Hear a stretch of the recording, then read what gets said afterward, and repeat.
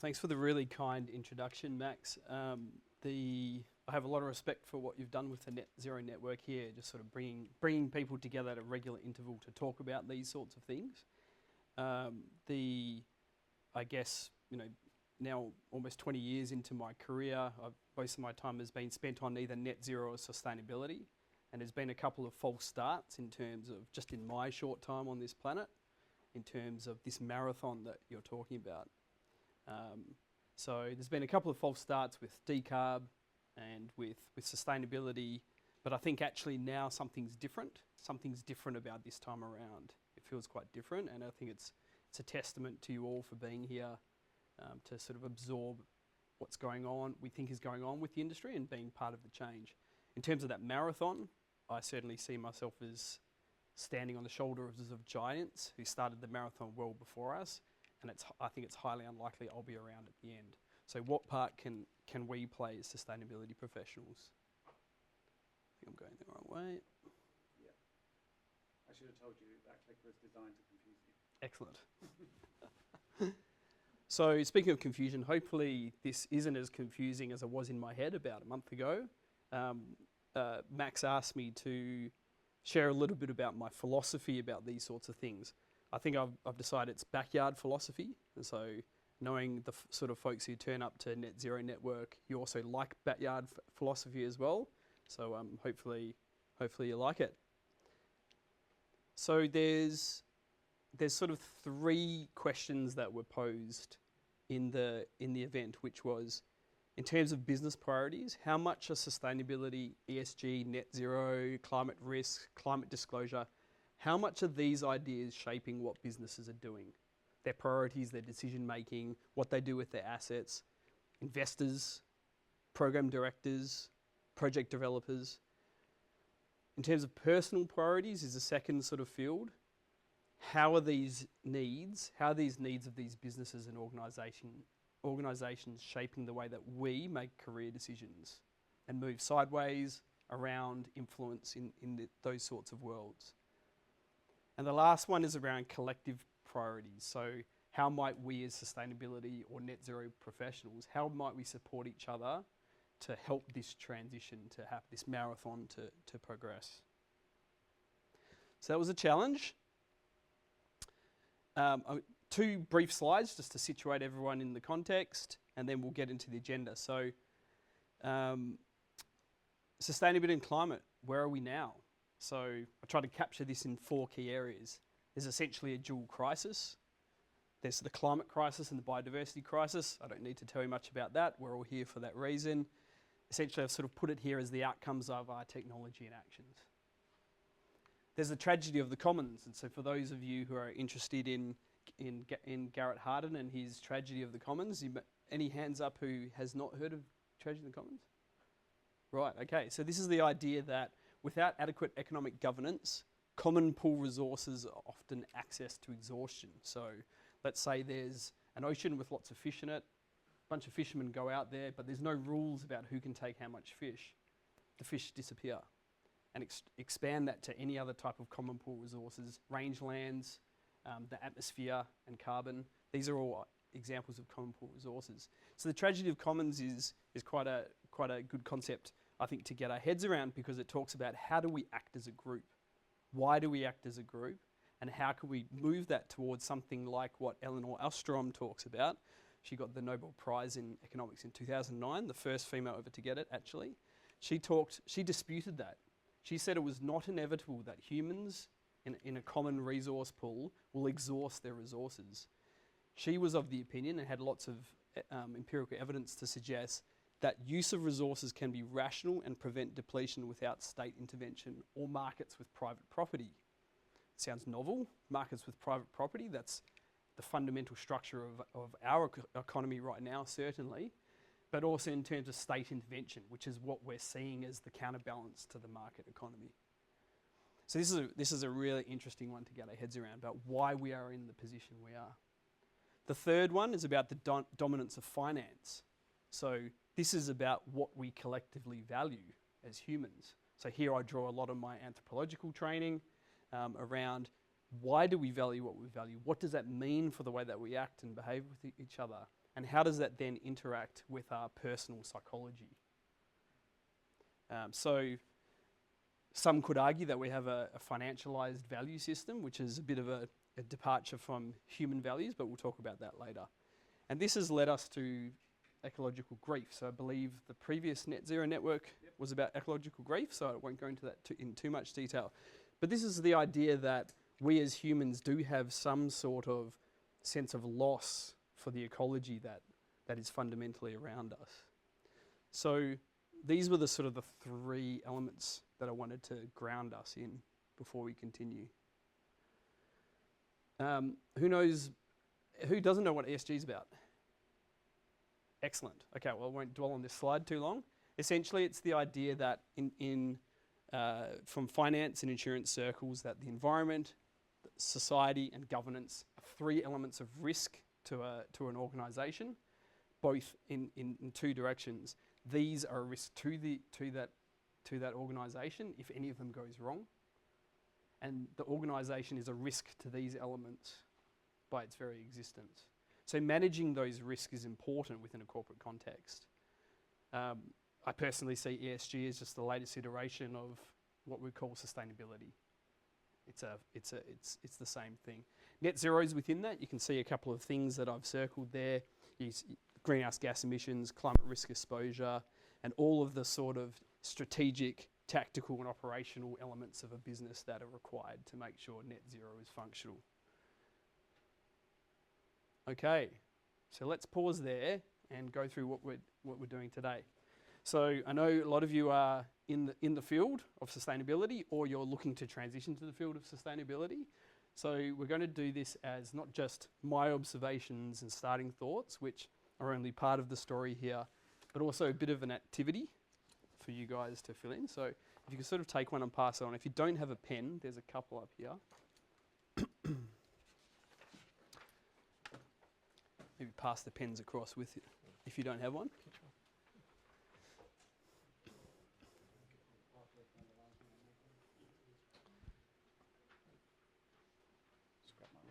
No worries. That's your pen? I have my pen as well if anyone needs one. If you need it, come and grab it. Okay, so I don't want this conversation to be about me. I'd like it to be about us. And so in terms of our agenda, what I'd like to do is go through those three questions and start with maybe some observations from my point of view, but then turn to an activity where you can map against these four areas that we're mainly talking about and then end with a discussion. So I'm looking to finish at about 5 to 7 so we can get into the discussion. Okay, everyone got a piece of paper? Great. Okay, firstly, the journey. So a little bit of a story about my journey. So as a fresh-faced graduate in 2006, coming out of a combined degree in environmental engineering and anthropology, I was destined to change the world. I had a care for sustainability, I had a care for climate change. I figured that if we were building technology for humans, we should understand them first. So I studied anthropology and psychology, and I studied engineering so I could implement the technical elements of that. That was my idea. I started working at Worley Parsons, and I worked for all sorts of different utilities, mining and resources companies around Australia under the mentorship of my seniors, and we worked on non-technical risk and incorporating that in decision making, front-end studies, pre-feasibility studies, looking at what we did with big machines, big developments, big areas of land, and how you could tweak the edges of the business case to reduce non-technical risk. Those included things like the carbon tax, which was being talked about quite heavily at the time, water issues, very relevant here in Australia, stakeholder engagement, ecological impact and safety. We had the financial crisis in 2008, which put a big dampener on some of the efforts for example, bringing shadow cost of carbons into some of the big organisations in Australia. The carbon pricing scheme was eventually repealed in 2014 in a bit of a political bloodbath, and that put a bit of a pause on this sort of efforts in Australia. Luckily for me, around 2010, I'd moved to London and I worked for Worley Parsons there, doing similar sorts of work in West Africa and South Africa, working for large industrial companies, mining companies, oil and gas companies, looking at how they could do optioneering for their developments, for their technology, for their engagements with the communities around them that maximised win-win scenarios for all of them. Again, technical risk is inherent in all the things we do as engineers or as technicians, but it was about non-technical risk. Slightly different in this context: supply chain, water issues, stakeholder engagements, ecological impact and safety. Different emphasis depending on the country, depending on the context. Let's fast forward a little bit to about when the Net Zero Network started in 2021. Swiss Re very quietly released that one of the largest reinsurance companies in the world, they insure insurance companies and they insure countries like Australia. They quietly released their climate targets in 2020, and that very quickly cascaded down into Australian insurance companies. We got our first call from a client in 2021 that to pull 250 people off site because they worked for a coal company. They'd been refused public liability and professional indemnity insurance. They hadn't read the information packs coming through that any businesses with more than 50% of their revenue coming from coal would not be insurable by AAG in 2021. So things are starting to happen here. The Australian government, Max has gone into this, started releasing net zero targets. Australian insurers started taking net zero action around 2023. We've had the International Financial Reporting Standards release their climate-related financial disclosures, and Australia has turned that into law in the last couple of weeks. So now fiduciary responsibility for company directors is now being passed down for climate-related, including net zero risks and opportunities. So this is real now. There's a couple of false starts, but this is now on the path to being accepted by most directors of certain size companies above in Australia that comprise the majority of our emissions and most of the climate-related risk in our economy. ESG has emerged, and this is more about sustainability. Again, these standards are starting to drive up into directors' duties. But what does this mean for me as a sustainability professional? I'm not a policy wonk. I'm not out there lobbying governments. That's not me. For me, sustainability and climate is about the balance of technical and non-technical risk. That's the thread throughout this whole thing. It's about looking at what are the opportunities and what are the risks for a business, for a project, for a development, for a country, and thinking about it as a win-win so we can take it all forward in a sustainable fashion. And so for me, this is my journey. Sustainability is about decisions made about trade-offs among technical and non-technical risks. That's my story. So what's your story? So you've got a piece of paper, and maybe if you think about your piece of paper in 4 rough blocks, draw yourself a squiggle at the top, mark a couple of key events in your life, in your sustainability ESG net zero journey, and write down what is sustainability for you. So I'll give you a couple of minutes. We don't need to reveal it to anybody else. This is just for you.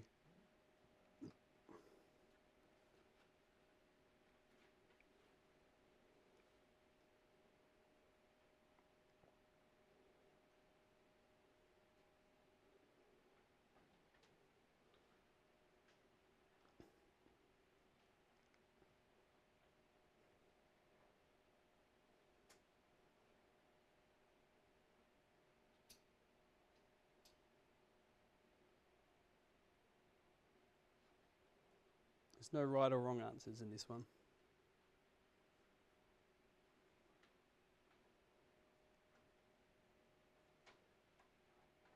This is also the first time I've ever run this, so I hope it goes well.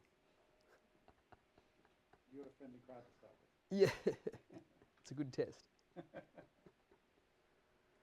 Okay, you guys can keep thinking about that. That's wrong, right? Okay, so here we are on our personal journeys. We're all part of this marathon that started well before us and it will continue well after we're gone. What about today? What are business priorities? So the question is, how much of sustainability, ESG, net zero, etc., how much are they shaping the decisions of asset owners, project developers, companies and investors? Okay, a little bit about how I see this. So what we're sort of seeing in Adaptus, what I've seen in my career, is that there's sort of 4 reasons why organisations are acting on sustainability. There's the compliance lens, which is very defensive. It's externally focused. We need to comply. We need to do the right thing according to what we've been asked to do from an external point of view. There's an opportunistic element to the external focus: brand and market share, competitive advantage, talent attraction, pricing, new markets and products. There's a defensive, internally focused view around risk mitigation. We need to mitigate against climate risks, greenhouse gas emission pricing risks, energy transition risks. Then there's an opportunistic, internally focused reason: cost savings.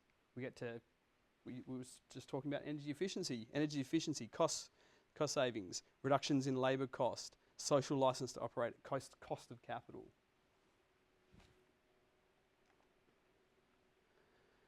So what we see then is that progressive ESG businesses or sustainability businesses start capturing opportunity, start enhancing their brand value, whereas ESG laggards risk being locked out.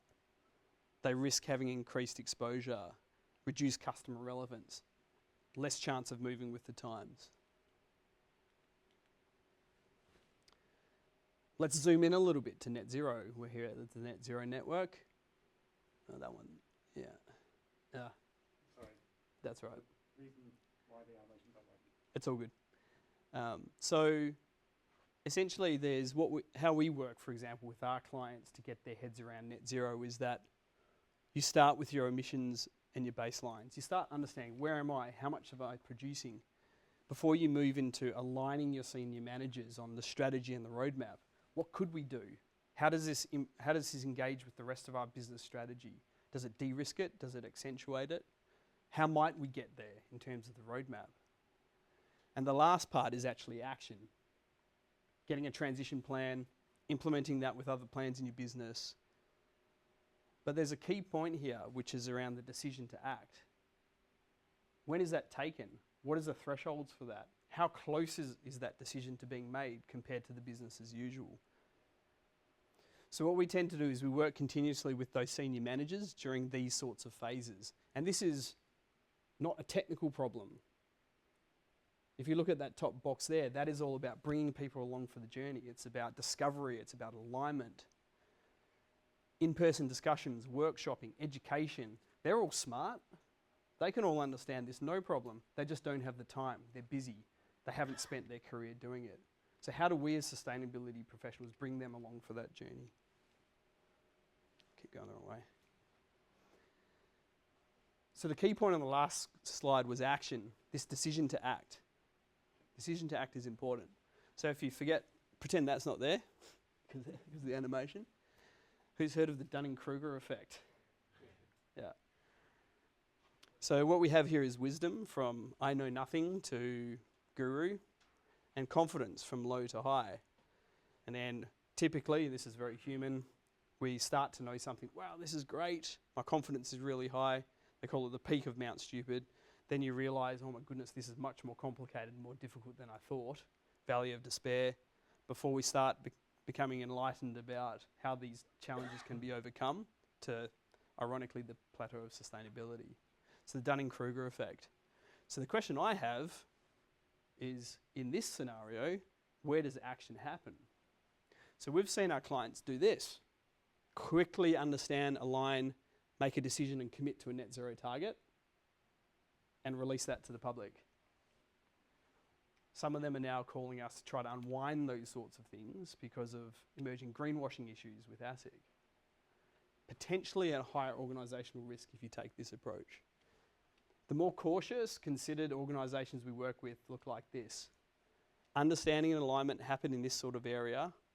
The decision to act takes some time, and it takes some understanding of the context.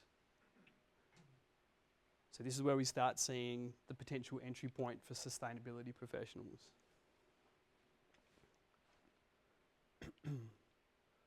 Okay, here we go. Oh, is this going to work? No. All right. Complicated diagram, but let me tell you the story through here. So here we are, 2020, all the way through to today, which is about here. There's a long history of work the Global Reporting Initiative, Task Force on Climate-Related Financial Disclosures. The EU has been doing a lot of work on their Corporate Social Responsibility Directive. There's a lot of work that's been happening at that policy level, driving requirements down here, up here, to the international financial reporting standards. So the release of these standards, which are voluntary, has been a driver for jurisdictions all around the world to start turning those requirements into corporate fiduciary requirements. So directors now must take notice of this and bring in folks who know what they're talking about in this sort of place. If this box were to disappear, we could see that there's 3 groups of Australian companies, from the very largest through to... They have delayed implementation of these requirements. The reason is because they see this, the policy folks in Canberra see this as a collective action. This is about collective action theory. This is about those with the resources and those with the drive and the ability to bring in sustainability professionals into their organisations and pay for it, to figure it out and pass that knowledge down to the smaller organisations and then to the smaller ones. And by this stage, maybe by 2030, we're living in a world where this is now business as usual. So what does that mean in terms of business as usual? Let's say then that we have our normal business as usual operations as an organisation. All organisations have some form of governance, not always effective. There's some sort of strategy setting, 4 to 5 year cycle. You have your risk management, opportunity management within the business, which is typically more on an annual cycle. And then you've got your metrics and targets that you use maybe on a monthly or weekly cycle, quarterly, to drive up understanding of your business and how, and your governance, make sure that it all runs adequately. So board and exec typically sit up here, management sits across, and operations moves up into strategy and helps to inform it, but doesn't really get up into governance. So what is needed to make this business as usual for sustainability and net zero? So there's subject matter experts. There's a lot of context here that sustainability professionals can bring in. It's quite difficult. It's a broader field than most businesses are used to. There's solution providers. Okay, well, how are we going to get there? We understand the problem, but how are we going to get there? And there's lots of people positioning to provide that technology and to provide those solutions to businesses and to large organisations. There's strategy consultants like me who walk in there and help from the governance through the strategy level and then translate that down into operations. Lots of accountants are thinking about this now because they have to assure this sort of work. Lawyers are thinking about it because there's greenwashing, because the directors are trying to understand their potential personal liabilities as a result of becoming responsible. And there's assurance requirements. So most of the large insurance firms are rapidly pulling in sustainability professionals right now and forming specialist consulting groups within. RSM is one example of that, because they know that within about a year and a half, they'll have to assure and sign off the liability for sustainability-related and climate-related disclosures for these organisations. So this is really happening now.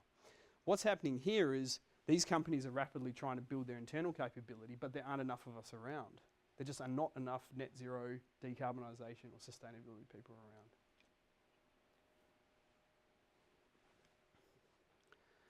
So if we think about it in terms of careers, we'll get to careers next. So, okay, a bit of a pause.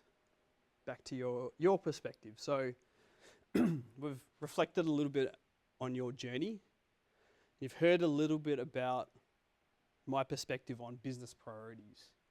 Now you also have your own view, your own experiences in the organisations you've worked with, your own experience of these pressures that are emerging through your networks, through your colleagues inside your organisations. So if we just take a moment to reflect on that, I've put a couple of questions up here in terms of business values, which you could use if you like. First one is, what are some business values that you feel are being added to or increased or accentuated with this current trajectory that we're talking about? And the second question is, which roles in organisations do you think will work more with sustainability practitioners in the upcoming years? Okay, that was business priorities. So about 2/3 of the way through, I think. Personal priorities. So the second question we're asking ourselves here is, how are these needs from the business world, how are they shaping our career choices? How are they shaping the skills development for professionals like us or those in our networks so that we can better serve these clients? Okay, so I'll start with a little bit of a story for those who were at the first Net Zero network meeting. This was one that I shared then about impact and my motivation, why I stepped into the roles and the skills and the capabilities that I've developed over the time. So this is in the 2000s. I'm working for Worley Parsons in Perth, and I'm considering what is my impact on decarbonisation. I was living in a share house in North Perth. There were 3 of us there. I added up my personal carbon emissions from my car, from my travel, and it was about 15 tonnes per annum from my electricity. Okay, I could have impact there. I could switch to green power. I could buy an incredibly expensive electric car, or hybrids at the time. I could also try to influence my household. So this share house of three lads, we could do the same. We could all go green. We could all drive hybrid cars. We could ride as much as we could. Yeah, I could have impact there. I could influence that. I could give it a shot. What about the company I was working for? So at the time, I was a graduate and I was working for the company secretary to do the first carbon audit of Worley Parsons. 35,000 people, 56 offices. Coordinating a network of people to bring in all that information about where their power is coming from and to do their carbon audit turned out to be about 35,000 tonnes per annum. I could work for several years and try to work my way up the organisation, try to motivate them to go net zero in terms of offsetting all their flying, green electricity. I could do that. I could spend years and years coming up the ranks and trying to influence a company that was largely driven by oil and gas revenue. I could give it a shot. What about Perth? Quit the engineering game, get into politics. Work my way up through the Young Liberals or Young Labor, become the Premier of Western Australia maybe 20, 30 years later, and I could get the whole of Perth or the whole of Western Australia to go net zero. Okay, well now they're starting to have some impact, 150 million tonnes per annum. Could give it a shot, take some time. Or as an engineer working for large oil and gas and mining clients, I could work on their problem.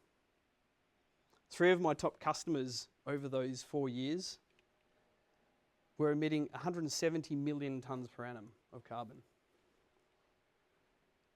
And on my last 4 jobs, when I was working as a junior for my seniors, we influenced decision making about turning from open cycle to combined cycle gas turbines, for using electrification in some instances rather than diesel. The decisions that were made stood to save about 520,000 tonnes per annum. That was just the last 4 jobs in a couple of years that I was working on it. Okay, so this would be great, this would be great. This looks tiny. Doesn't look like very much at all. But let's put it back into perspective. What could I realistically have an impact on? Okay, I could go into politics and spend 30 years, maybe not. But I could just be an engineer and help to save 520,000 tonnes per annum. And that seems like a much better path to impact for me than all of these ones. So we have power. As professionals, we have power, particularly when we're dealing with large projects.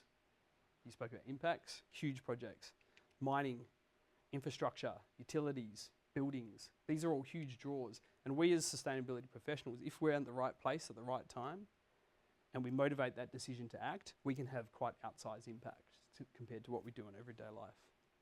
So for me, that opportunity for impact comes with a corresponding obligation for me to actually attempt that as hard as I can in my career. What did it look like 5 years later? So we did a bit of an assessment of all these scoping studies and these decisions that were made about the way the technology would go. How many of them were actually implemented 5 years later? Disappointingly for me, no action was taken on more than 75% of those, and this was the savings that my efforts as a professional had taken. Here again, we see that block to action at the decision-making step. I'm still happy with that though, compared to this. Okay. So what's it like as a sustainability professional? What's it like in terms of personal values? So I found this beautiful drawing a little while ago. Does it sometimes feel like this for us? There's lots of talk about net zero goals, events, sustainability jargon, ESG reports, but there's not much action going on. Does it feel like that? What about our knowledge as individuals? We're all familiar with the Dunning-Kruger thing. A lot of people laughed at that. But this is the feeling that we have when we enter a new domain. It's scary. We don't know. We get enthusiastic. We think we know. And then we realise, gee, this is much more complicated than we think. How do we as individuals, we're talking about ourselves in our career, how do we work with this problem? This psychological reality for humans learning a new topic. So I would argue that we focus on collaboration. There's a thread through the whole of sustainability consulting and sustainability disclosures, which is no one has the answers. We're figuring it out together. We need to learn and develop together. Start with the first step. Start down the journey. Start on the marathon, and we'll get there by the end. This is spoken through the philosophy of those who lead this field. It's written through the regulations. It's obvious if you read between the lines. So we mustn't be discouraged. We must start on this journey, and we must do it together. It's too complicated for any one of us to get our heads around it. We have to work together on this. And a focus on values. So if we're venturing off into the unknown, what do we have to keep us together? What do we have to make sure we're going in the right direction? We have our values. These are, for example, the values of our organisation, Adaptus, which took us a couple of days to get to and discussions to get to.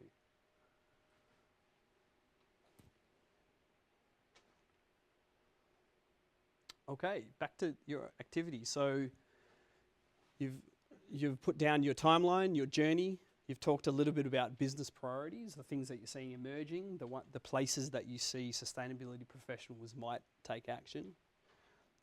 Now let's talk about your personal priorities. So a couple of questions here that you could use if you wish. What are some personal values that you feel have been challenged in an organisational context in the past? So it's not uncommon for us, for our personal values and our business or organisational values to be not necessarily 100% aligned. What might some of those be? Do you think the current trajectory will bring business and personal values for you closer together? I'm really interested in what you guys think about this one, actually. This is just one of my philosophies. Do you think your move into net zero and sustainability has or will reduce the challenges between personal and business contexts? Last section, collective priorities. So the question that we're asking ourselves today is, how does the community of sustainability and net zero practitioners, us and those around us, how do we grow effectively to serve these growing needs? Well, let's take the story right back to the start. If indeed there's these dual crises of climate and biodiversity, about our technology and actions, there's this dominance of financial value in our world. There's this concept of the potential tragedy of the commons, but this ability potentially to govern it adequately, so we don't have this inevitable decline in resources. And if we have this ecological grief that exists in our society and in ourselves, what can we do as a collective, as sustainability practitioners, to work with this? And this is really where the backyard philosophy come in, guys. So I'd be curious to see what you think of this. Let's start with the dual crises. If this is indeed about the outcomes of our technology and actions, and we're looking to do things differently, then there's a whole lot of Dunning-Kruger effects going on here. There's a whole lot of transition that needs to happen. There's a whole lot of perspectives that need to be brought in that we haven't necessarily thought about before. There's a whole lot of professionals that are working together for the first time to cover challenges that we've been asked to, or we'd like to challenge ourselves to overcome. There's a whole lot of Dunning-Kruger going on here. It's very uncomfortable. We've spoken about it. We need to collaborate, and we need to focus on our values to sort of drive us forward and take us forward in this marathon. So let's take these ideas and let's put it into that box as a potential solution for us as a collective. What about the dominance of finance? For those of you who recognise Mark Carney, ex-central banker of the UK and Canada, he and Michael Bloomberg are essentially in my respect, the most vocal leaders of this transition of our economy. They drove the implementation of ESG. They drove the financial and the insurance industries into implementing these and seeing sustainability and climate risk as material to their long-term survival and therefore worth integrating into consideration. I think it's very worth listening to Mark. He gave a fantastic set of lectures, I think it was in around 2014 or so, called How We Get What We Value. And he takes a historical perspective over the last probably 150 to 180 years about how our economic system moved from being focused on human values to financial values. And he talks about a potential pathway back to where we base everything that our economy does back on human values. This is really worth listening to. And I think why this is I think is a really important one for me personally, is that this is about a foundational shift in that underlying architecture of a very complex economy. This is about some of the biggest power brokers and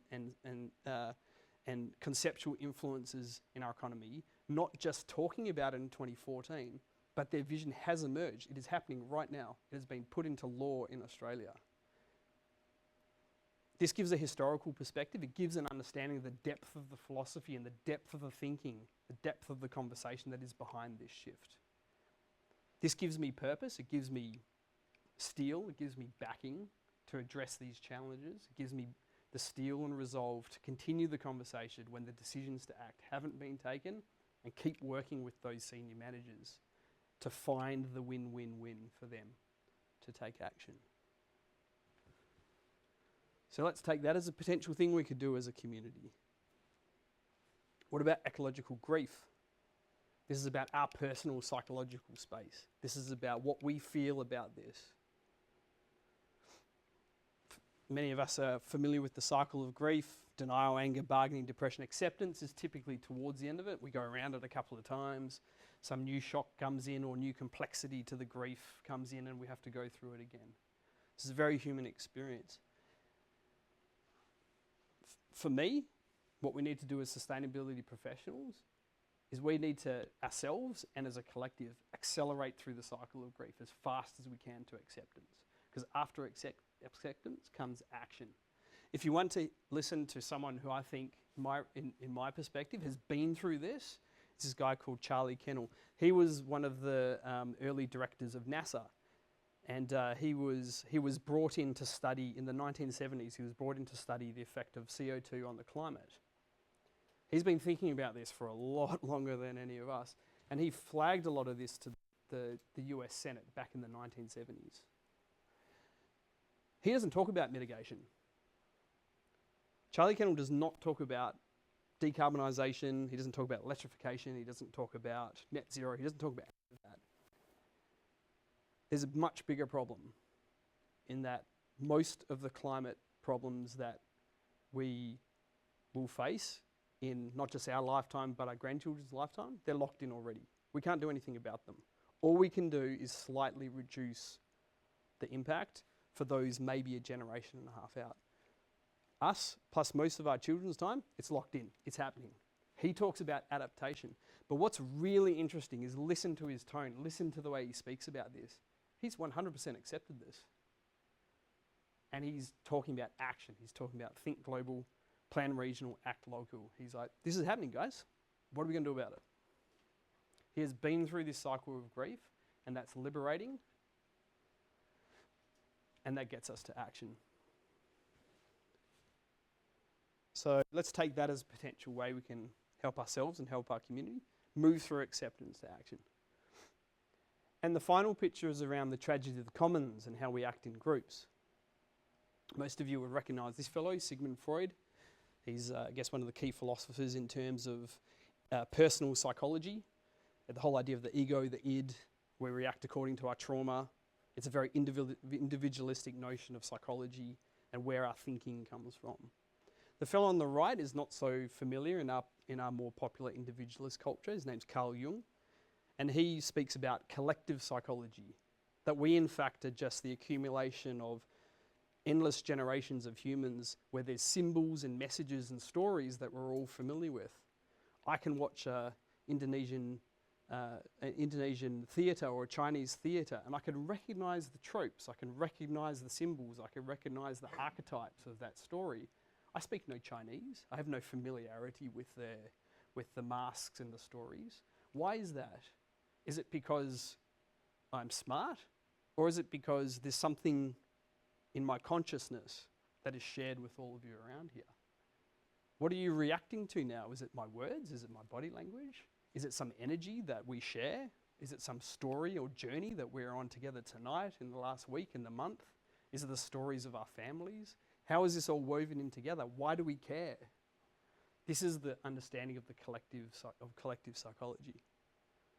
So I would argue that we need to really understand and lean into our role. This is too complicated for me to solve. I suspect it's too complicated for this room to solve. So what is the collective action? What is each of our roles to play in this? It's all different. We're all different. But there are also similarities. What are our roles to play? So potentially that last solution is move from that individual to the collective. Really think about that. So as sustainability professionals, how do we grow effectively to serve these growing needs? Potentially those are some solutions. Okay, the last exercise. A bit late, sorry, Max. Yeah, that's okay. I think we're going to get kicked out of here reasonably soon. Yeah. So we'll hold the discussion point at the pub, but we can finish this. Yeah. Okay, the last bit. Collective values. How does implementing collective values move past dichotomies of business and personal values? And do you see collective values re-emerging in our business and personal worlds? Do you see that in your professional worlds? So yeah, I'd just like to thank you for humouring me with sort of sharing some of my philosophies around this. I hope it was useful. I'm really interested to hear your feedback on it. Yeah, thank you, Jerome. That was fantastic. Thank you.